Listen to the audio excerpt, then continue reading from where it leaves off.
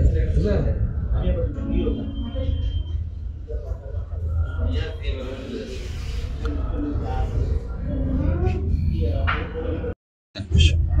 অনেক ভালো লাগতেছে এবং ধন্যবাদ আমাকে এরকম একটা করার জন্য পিন্টু পরিবারের পক্ষ থেকে আমি অনেক খুশি।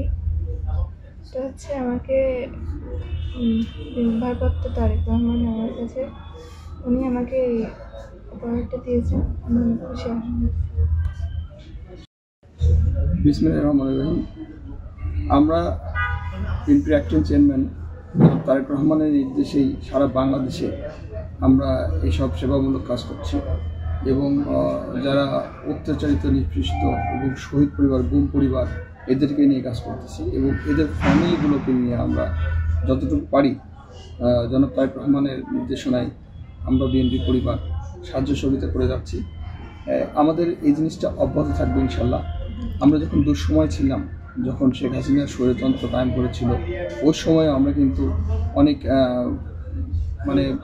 প্রশাসনের লাল চক্ষুর আড়ালেও কিন্তু আমরা এই কাজগুলো অব্যাহত রেখেছিলাম।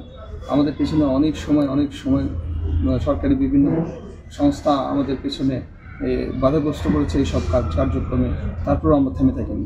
ইনশাল্লাহ আমাদের সুসময় আসুক, দুঃসময় আসুক, সব সময় বিএনপি জনাব তারেক রহমান এইসব ফ্যামিলি এবং এইসব পরিবারের পাশে থাকবে।